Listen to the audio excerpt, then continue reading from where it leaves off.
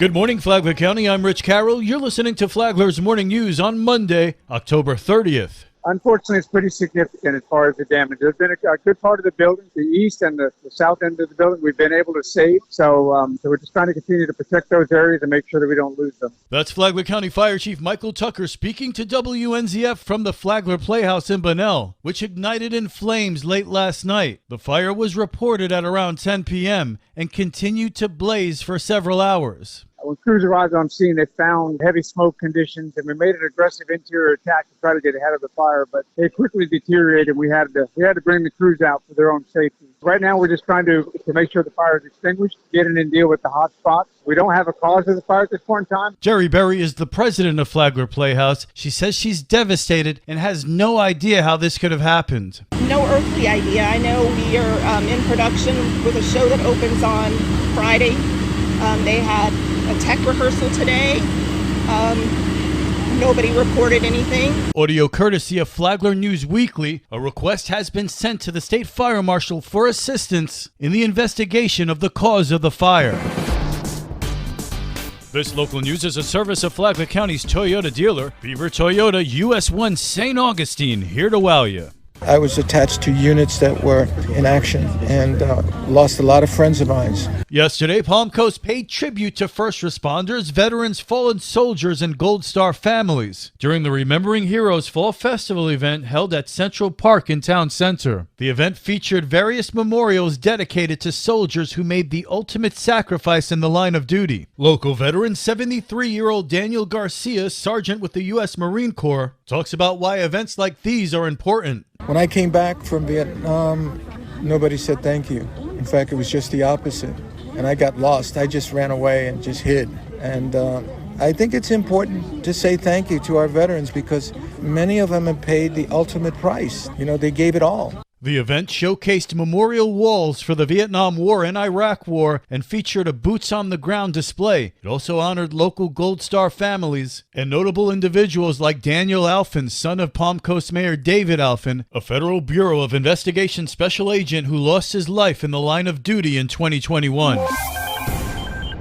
An Ormond Beach woman was killed and a man in critical condition after a serious accident in Flagler County yesterday. The incident occurred when a 65-year-old man was operating a motorcycle in the northbound right travel lane of US 1 with a 66-year-old woman as his passenger. At around 10 a.m., a southbound sedan attempted to make a left turn onto Carrot Path, directly intersecting the motorcycle's path. The vehicles collided as the motorcycle struck the passenger's side of the car. According to the Florida Highway Patrol's crash report, the 32-year-old driver of the car, a Palm Coast resident, failed to yield to the motorcycle while making the left turn. Both individuals on the motorcycle are in critical condition and were not wearing helmets, while the 32-year-old woman driving the sedan was not injured.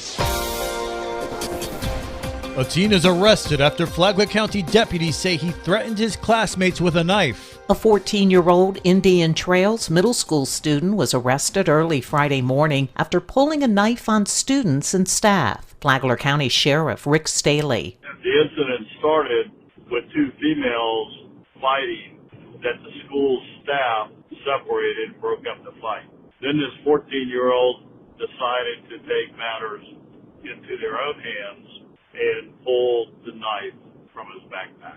Sheriff Staley adds the boy was quickly and safely taken into custody and no injuries were reported. In addition, Sheriff Staley urges parents to be the sheriff in your home and teach your children violence is never the answer and to be smart about their actions at school. For Flagler's Morning News, I'm Karen Johnson.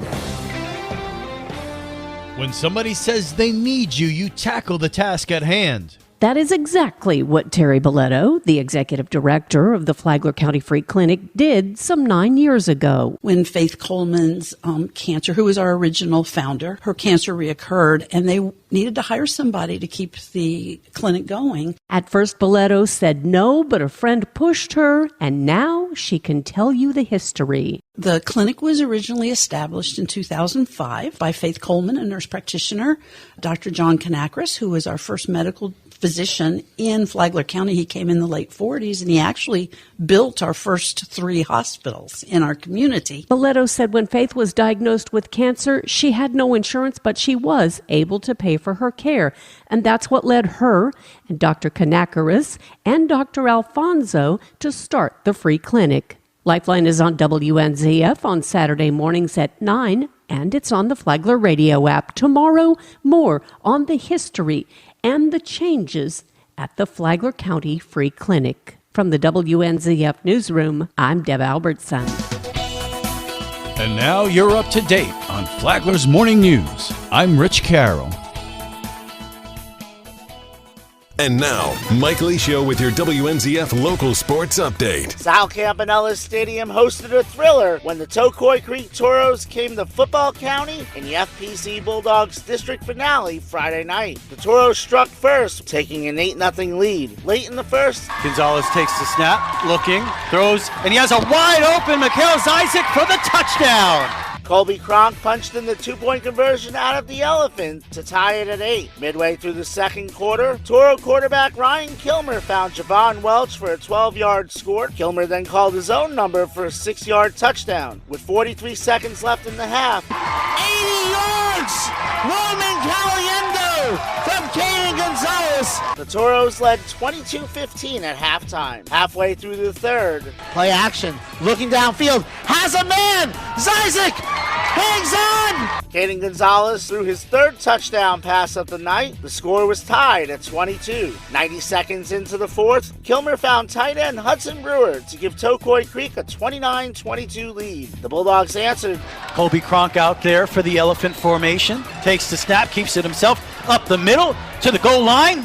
Touchdown! The Elephants stayed on the field for the 2-point conversion. Colby Cronk takes it right up the middle, pushes the pile, near the goal line. No good! Bulldog coach Daniel Fish. I knew we were doing that when we crossed the 50-yard line. And I told him, look, Elephant, we're running it, line it right back up for the 2-point conversion, and be ready to go. Toros win 29-28. We beat ourselves up a lot, and that's kind of what you expect out of a young team. FPC hosts DeLand on Friday. Across Pellisier Creek, Matanzas traveled to Menendez to close out district play. Pirate quarterback Daquan Evans had a 3-yard run to make it 7-6 at the half. Midway through the fourth, Evans found Jordan Mills for a 30-yard score, but the Pirates failed on the 2-point conversion. A Menendez interception closed the door on a 14-12 Falcon win. Matanzas host Winter Springs Friday. Cross country, FPC sweeps the 5-star conference championship Saturday. Swimming districts, Matanzas set school records in 4 events as the Pirates advanced.